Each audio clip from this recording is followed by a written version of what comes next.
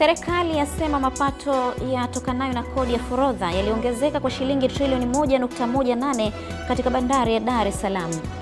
Na serikali yawatoa hofu wa Tanzania juu ya mchezo wa pili wa fainali ya kombe la shirikisho barani Afrika kuchezwa uwanjani katika uwanja wa Mkapa tarehe 25 mwezi huu.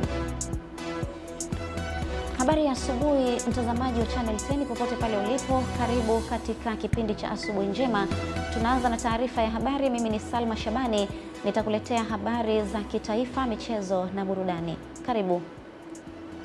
Serikali imesema mapato yatokanayo na kodi ya forodha kutoka bandari ya Dar es Salaam yalikusanywa kwa kipindi cha miezi 7 kuanzia Julai 2024 hadi Februari 2025 yameongezeka kwa trilioni 1.18 zaidi kutoka trilioni 7.2 zilizokusanywa kwa kipindi kama hicho mwaka 2023-2024 hadi trilioni 8.26 baada ya kushirikisha sekta binafsi katika uendeshaji wa shughuli za bandari. Taarifa zaidi na Amani Mbando. Waziri wa Uchukuzi Profesa Makame Mbarawa amebainisha hayo bungeni jijini Dodoma wakati akiwasilisha hoja ya kuliomba bunge kuidhinisha makadirio ya mapato na matumizi ya wizara hiyo kwa mwaka ujao wa fedha 2025-2026.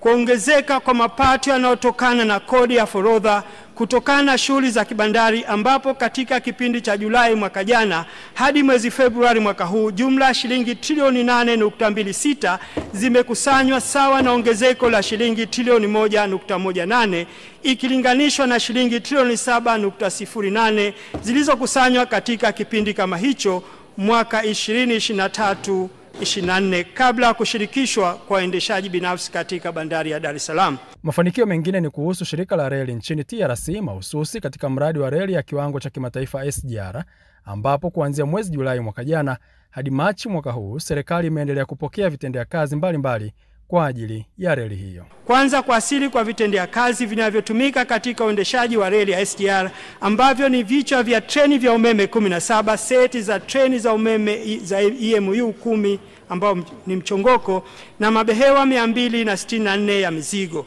Kamati inaishauri serikali kujenga reli ya kisasa standard gauge lelo kutoka Mtwara hadi Mbamba Bay inayokadiriwa kuwa na urefu wa kilomita 1000. Aidha, serikali hakikishe kwamba reli hiyo inaunganishwa pamoja na matawi ya reli itakayofika Liganga na Mchuchuma ili kuchechemua shughuli za kiuchumi katika ushoroba wa kusini Southern Corridor. Baadhi ya wabunge wakichangia hoja hiyo pamoja na kushauri mambo mbalimbali wakapongeza serikali ya awamu ya 6 kwa kuendeleza miradi ya kimkakati hususan inayogusa sekta ya uchukuzi. Leo tunavyoongea tumepunguza gharama za uendeshaji kwa 30% ambazo zilikuwa zinafanyika wakati inaendeshwa na serikali. Kwa hiyo maana yake nini? Ni kwamba mwekezaji amekuja kuwa ni sehemu ya uboreshaji wa bandari ya Dar es Salaam ambayo leo imekuwa ni kimbilio katika nchi zinazotuzunguka. Kwa ujenzi mkubwa unaoendelea ambao kidunia ni nchi 2 tu ndo zinaweza kutekeleza mradi mkubwa kama huu wa reli nchini Tanzania. Ni China na Saudi Arabia peke yake ndo zinaweza kutekeleza mradi huu ambao ukikamilika kilomita zake 1400. Hakika Daktari Samia Suluhu Hassan, mama wa Kizimkazi, ambao walimchukulia poa, aisee wakae kisawasawa. Bunge limepitisha makadirio ya mapato na matumizi ya zaidi ya shilingi trilioni 2.74 ili wizara ya uchukuzi iweze kutekeleza majukumu yake kwa mwaka ujao wa fedha 2025-26 ambapo zaidi ya shilingi trilioni 2.6 ni kwa ajili ya miradi ya maendeleo. Amani Mbando, Channel 10, Dodoma. Serikali mkoa wa Njombe kwa kushirikiana na UNICEF na kwa msaada wa serikali ya Norway imezindua mpango jumuishi na harakishi wa kupunguza udumavu mkoani humo kutoka mwaka 2024-2025 hadi 2029-2030, mkakati ambao utatekelezwa kwa miaka 5 ikiwa ni hatua ya kuondoa changamoto iliyopo kwenye mkoa ya zaidi ya watoto 100,000 kuwa na hali ya udumavu kwa 40%. Taarifa zaidi na Michael Patrick kutoka Njombe. Kupitia uzinduzi wa mpango huo, mkuu wa mkoa wa Njombe Anthony Mtaka, wakati wa kuzindua mpango rasmi kwenye kijiji cha Usita, kata ya Ulembo, wilayani Wanging'ombe, amesema ni lazima kukemewa kwa mambo yanayofanywa na vijana kuendekeza usasa na kusahau malezi bora ya watoto. Usasa umeharibu familia. Watu wa Njombe analima vyakula, anauza vyote. Na niwaambie watu wa Njombe, tukikosea kwenye malezi hatuna mkoa. Haya mambo yote ya ovyo mnayoyaona unasema hayakuhusu. Tumeanza kuwa na wazazi wanaopigwa na watoto wao. Kwa upande wake, mwakilishi wa shirika la watoto duniani UNICEF nchini Tanzania Eric Westi amepongeza jitihada kubwa za viongozi wa mkoa katika kuchukua hatua kukabiliana na hali ya udumavu kwa watoto. Kila mtoto ana haki ya kuwa na uhakika wa makuzi bora leo na kesho kwa kuwa na uhakikia wa lishe bora na maendeleo. Lengo la kwanza ni kuongeza upangaji wa vipaumbele vya kisekta mtambuka na kuhakikisha kwamba kila sekta inatumika na tunaweza kuhakikisha kwamba tunaweza kukabiliana na udumavu. Nao baadhi ya wananchi mkoani Njombe wamesema wapo tayari kutekeleza mpango huo, huku wanafunzi wa shule mbalimbali wakipongeza kuanza kunufaika kwa kula mboga shuleni. Kaya yangu mimi nazingatia lishe bora na familia ambazo zipo zimenizunguka, lazima tusilishe vyakula ambavyo vimekuwa bora zaidi. Mimi nawashauri kwanza walime mboga za aina tofauti tofauti kwa ajili ya kupata virutubisho na madini ambayo yako kwenye mboga. Tunaomba wazazi na walezi muweze kutusaidia tuweze kupata vyakula mlo kamili kutoka makundi yote 6 ya vyakula. Kauli mbiu ya kampeni ya lishe mkoani Njombe, ambayo imekuwa ni kauli mbiu ya kitaifa, ni kujaza tumbo sio lishe, jali unachomlisha. Kutoka mkoani Njombe, Michael Patrick, Channel 10. Ujio wa wakimbizi na shughuli za kibinadamu katika maeneo ya misitu umeacha athari kubwa zinazotokana na kukatwa miti kwa ajili ya kutengeneza mkaa, makazi pamoja na matumizi ya kuni, na hivyo kusababisha kutoweka kwa uoto wa asili. Mkuu wa mkoa wa Kigoma Tobias Andengenye ametoa kauli hiyo wakati wa uzinduzi wa mradi wa kukabiliana na mabadiliko ya tabia nchi, ambapo zaidi ya shilingi bilioni 50 zitatumika kurejesha uoto huo uliopotea. Taarifa zaidi na Mojabu Hoza. Mkuu wa mkoa Tobias Andengenye akizindua mradi huo anasema shughuli hizo zimeacha uharibifu mkubwa wa uoto wa asili unaotokana na ongezeko la wakimbizi na shughuli za kijamii za wenyeji, na sasa hatua zinachukuliwa. Kwa hiyo mradi huu unalenga kwenda kurudisha uoto wetu wa asili uliokuwepo ambao umetoweka au unakaribia kutoweka kutokana na kukosekana kwa miti iliyokuwepo hapo awali, miti ambayo imekatwa kwa ajili ya kutumiwa na wenzetu. Lakini pia tunaenda kuleta elimu pia kwa watu wetu juu ya utunzaji wa mazingira. Katika mkakati wa mwaka 2021-2026 wakabiliana na mabadiliko ya tabia nchi, mradi huu umejikita katika kuibua mipango itakayowezesha jamii kuhimili mabadiliko ya tabia nchi. Na eneo mojawapo ni kuibua programs na miradi ambayo itawezesha jamii kuhimili athari za mabadiliko ya tabia nchi. Kuhakikisha ardhi iliyoharibika inarejeshwa katika uhalisia wake, lakini vile vile tutafanya interventions za kupanda miti. Pia tutapata fursa ya kuingia kwenye biashara ya kaboni. Sisi kama wilaya ambazo zinaguswa na mradi huu na ambao tayari tumeathirika na athari hizi za wakimbizi na wahamiaji haramu, tunaukaribisha kwa mikono miwili na tunaahidi kutoa ushirikiano. Mradi huo unatekelezwa kwa ushirikiano kati ya serikali ya Tanzania, shirika la Umoja wa Mataifa la mazingira UNEP na shirika la kuhudumia wakimbizi UNHCR, utakaoendeshwa kwa kipindi cha miaka 5 katika wilaya 3 za mkoa wa Kigoma. These adaptation benefits are expected to reach directly at least 570,000 people in the districts of Kakongo, Kibondo and Kasulu, including refugee populations. We will continue to strengthen our collaboration with the government of Tanzania and other partners in implementing an ecosystem-based approach to build resilience of the landscape in Kigoma while strengthening the adaptive capacity of hosts and refugees. Mojabu Hoza, Channel 10, Kigoma. Serikali mkoani Kilimanjaro imeitaka benki ya CRDB kuendesha mafunzo kwa wajasiriamali, hususan wanufaika wa mikopo ya benki hiyo waliopo maeneo ya vijijini, ili waweze kuendesha biashara kwa tija na kwa ufanisi zaidi. Mwandishi wetu Tadei Masawe anaripoti kutoka Moshi mkoani Kilimanjaro. Mkuu wa mkoa wa Kilimanjaro Nurdin Babu ametoa pongezi hizo mjini Moshi wakati taasisi ya CRDB Foundation ikitoa mafunzo kwa wajasiriamali zaidi ya 2200 wa mkoa huo.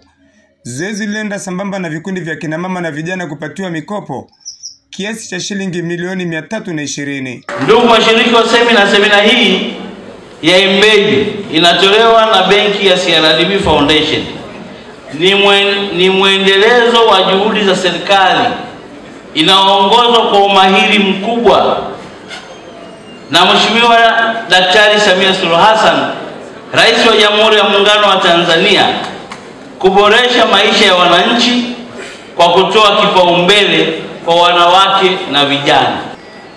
Niwaombe sasa watu wa CRDB, nirudie tena jambo lile ambalo nimewataka muhakikishe kwamba na mniarifu, na mimi naweza kwenda kwenye hizo wilaya tukaungana na nyinyi, mwanze kufanya semina hizi kwa kila wilaya. Xavier Mwakwi ni mkurugenzi wa mikopo benki ya CRDB. Kwa hiyo mpaka kufikia mwezi Januari 2025 CRDB Foundation tulikuwa tumewafikia kina mama milioni 1 na vijana katika mafunzo haya, lakini sio hivyo tu, mikopo ambayo kisha kutoka mpaka sasa hivi kwa ajili ya kina mama na vijana ni bilioni 20.2. Mkuu wa biashara changa wa benki ya CRDB, Fadhili Bushagama, akaelezea lengo la mafunzo hayo, huku wajasiriamali wakishukuru benki hiyo kwa kuwapatia mafunzo hayo. Tumefanya semina katika kila wilaya, katika kila mkoa, lakini katika kila kata. Lengo letu ni kwamba hii elimu ya fedha iweze kuwafikia wanawake wenye biashara changa nchini kote. Na tukachukua mkopo kipindi cha kwanza, nikafanya biashara na nikaona kuwa ina sehemu ndio kuwepo mwanzo, sio niliokuwepo sasa. Kwa kweli naishukuru sana CRDB ilipotutembelea katika vikundi vyetu. Nikiripoti kutoka Moshi mkoani Kilimanjaro, Tadei Masawe wa Channel 10. Watanzania wameombwa kuongeza ari ya kujitolea kuchangia kwa hiari benki ya damu salama ili kukabiliana na mahitaji yaliyopo kwenye hospitali za serikali ikiwemo hospitali ya taifa Muhimbili. Wito huo umetolewa jijini Dar es Salaam na afisa mhamasishaji damu salama kutoka hospitali ya taifa ya Muhimbili, Richard Masam, wakati akizungumza kwenye zoezi la kuchangia damu lililoendeshwa na wafanyakazi na wateja wa benki ya KCB Tanzania. Amesema katika hospitali hiyo kubwa kuliko zote nchini, uhitaji halisi ni chupa 100 hadi 150 kwa siku, lakini kiwango kinachopatikana ni kati ya chupa 30 hadi 50, sawa na upungufu wa 60%. Kumekuwa kuna ugumu, lakini tunachosisitiza na ambacho tunachoendelea kuomba ni elimu iwafikie wale ambao kwamba wanakuwa na hofu kwamba zoezi kwamba ni zoezi ambalo linakuwa na changamoto, lakini hapana, ni zoezi safi na salama ambalo kwanza unapoanza na mpaka hata unapoisha ni zoezi safi na salama. Kwa upande wake, kaimu mkuu wa idara ya rasilimali watu wa KCB Monde Lushako amesema ushirikiano wa taasisi yake na hospitali ya taifa ya Muhimbili ni sehemu ya uwajibikaji kwa jamii na kwamba utaratibu huo umekuwa ukifanyika pia katika shughuli nyingine za kijamii zinazolenga kuimarisha maisha ya Watanzania. Sote tunafahamu kuwa damu ni muhimu katika kuokoa maisha ya ndugu zetu wenye uhitaji, na sisi tukiwa sehemu ya jamii tumeona ni vyema kuungana mkono ili kuwezesha hospitali zetu kuwa na akiba ya damu ya kutosha. Okay, leo nimeshiriki katika zoezi muhimu hili la kuchangia damu ambalo kwa mtazamo wangu ni zoezi la muhimu sana, kwa sababu kama tunavyojua kwenye jamii kuna hitaji wengi. Kuna ajali zinatokea kila siku, watu wanapoteza damu. Kuna kina mama wanaweza wapo kwenye katika mchakato mzima kujifungua wanapoteza damu. So kwa ujumla uhitaji ni mwingi. Sasa ningependa kuhamasisha tu, ni zoezi ambalo haliumizi chochote, as long as kiafya uko sawa, umekizi katika umri kuchangia damu, kilo zako zinakuruhusu kuchangia damu, ni zoezi ambalo unatakiwa kulifanya kwa sababu hamna kitu unapoteza zaidi. Ni swala jema sababu unakuwa umemsaidia kwenye shida, hata vile vile katika imani ni swala ambalo tunasema ni kama sadaka. Serikali kupitia msemaji mkuu wa serikali na katibu mkuu Wizara ya Habari, Utamaduni, Sanaa na Michezo imewatoa hofu mashabiki wa soka nchini juu ya hatima ya mchezo wa fainali ya Kombe la Shirikisho barani Afrika, mzunguko wa pili unaotarajiwa kuchezwa mnamo tarehe 25 mwezi huu katika uwanja wa Benjamin Mkapa. Akizungumza na waandishi wa habari za michezo, msemaji mkuu wa serikali ambaye pia ni katibu mkuu Wizara ya Habari, Utamaduni, Sanaa na Michezo, Gerson Msigwa amesema kuwa serikali inafanya jitihada kubwa kuboresha miundombinu ya michezo nchini ili kuruhusu matukio makubwa ya michezo kufanyika kwenye uwanja huo, na hivyo ukarabati umekamilika na mchezo wa fainali upo tayari kupigwa dimba la Benjamin Mkapa. Kuna mtu atakayeweza kumkwamisha Mheshimiwa Rais. Kunaweza kuwa kuna hizo changamoto za wadau wawili watatu, sawa, lakini hazina maana kwamba Rais Samia amekwama. Hawezi kukwama. Huu uwanja wa Benjamin Mkapa ndio uwanja pekee tunaotegemea kwa nchi yetu wenye hadhi ya kuhost mashindano ya kimataifa. Lakini kwa maelekezo ambayo tulikuwa tumepewa na CAF, yote tumeyatekeleza na uwanja umekuja vizuri. Dar es Salaam ni kweli kuna mvua nyingi. Uwanja huu uwezo wake wa kuondoa maji umeboreka sana sasa hivi ikilinganishwa na wakati ule tulipokuwa na changamoto. Sasa hivi unaweza kutoa maji humu ndani kwa haraka zaidi ya mara 10. Katika hatua nyingine, Msigwa ameweka wazi ushirikiano mkubwa unaofanywa kwa viongozi wa Simba ili kuwarahisishia mahitaji yao sambamba na kufanikiwa ndani ya uwanja. Tunafanya kazi bega kwa bega na viongozi wa Simba. Hapa muda wote tuko na Mangungu, tuko na Zubeda, sawa, na hivi ninavyozungumza niko na Crescensius Magori, wote hao ni viongozi wa Simba. Tumefanya kazi pamoja mpaka tumefika hapa. Tulikuwa hatulali. Tunafanya kazi hapa usiku na mchana kuhakikisha ile changamoto iliyotokea kwenye ile mechi siku ile tunaikabili na tumeimaliza. Kwa upande wa kaimu meneja wa uwanja wa Benjamin Mkapa, Rashid Mijuza, na mjumbe wa bodi ya wakurugenzi ya Simba Sports Club, Crescentus Magori, wameeleza namna hali ya uwanja ulivyo na kuondoa hofu mashabiki wa soka nchini. Pitch ndio ilikuwa ina changamoto, lakini kwa sasa 98% pitch iko vizuri. Niwaahidi kabisa hata mechi ikija leo uwanja ule unaweza ukachezeka, iwe mvua iwe jua. Tukiona hapa hata mechi ingekuwa kesho, mechi inachezwa. Kwa hiyo wanawanyima nafasi Simba ya kucheza uwanja wa nyumbani, kwa sababu Berkane wanacheza uwanja wao wa nyumbani. Simba naye inatakiwa icheze uwanja wake wa nyumbani. Uwanja wa nyumbani wa Simba ni Mkapa. Amani Stadium sio uwanja wa Simba wa nyumbani. Mwisho wa taarifa ya habari ya asubuhi njema, mtazamaji, kutoka hapa Channel 10. Mimi ni Salma Shabani. Punde tarejea hapa kukusomea vichwa vya habari vya magazeti asubuhi ya leo.